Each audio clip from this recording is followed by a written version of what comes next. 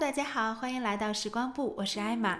今天我们来做一道适合情人节的甜点——梦幻脆皮泡芙。所需材料如屏幕所显示，水果部分可以准备自己喜欢的。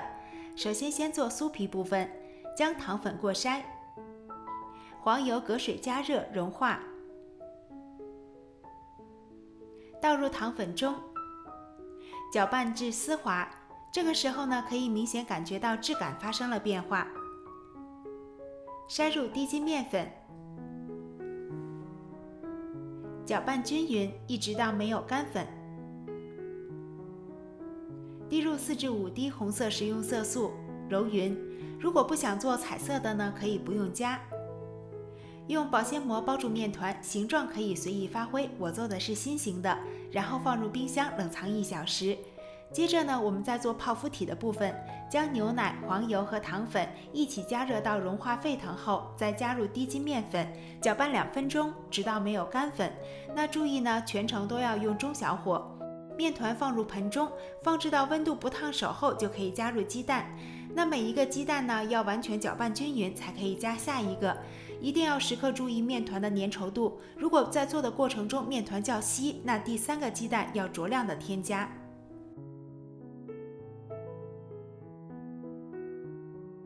烤箱预热，上下火200度，你可以根据自家的烤箱情况呢进行微调。装上齿形的花嘴，然后将裱花袋装入一个高一点的杯中，填入面糊。将面糊挤在烤盘中，形状和刚刚做的酥皮形状一致就好。那面糊要挤得紧实一些，而且呢，泡芙烤出来会膨胀，所以每个泡芙之间一定要留出距离。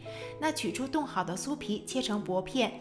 如果切不动，稍微回温就可以切得动了。如果切的时候容易碎，就再多冻一会儿。将切好的酥皮铺到刚刚挤好的面团上。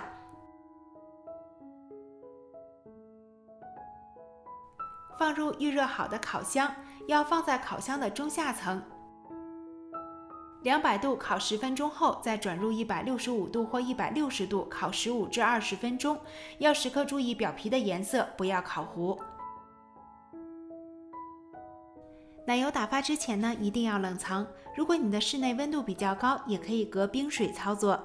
在打发奶油的过程中，糖粉要分3次加入。打好的奶油装入裱花袋，用圆形的花嘴。烤好的泡芙一定要放凉才能挤入奶油。如果你想加入水果，可以将水果切小丁，先放入泡芙中，最后再挤入奶油就完成了。因为加了酥皮的泡芙口感非常酥脆，配合绵密的奶油，这种多层次的口感真的太棒了。最后祝大家情人节快乐，我们下期见喽，拜。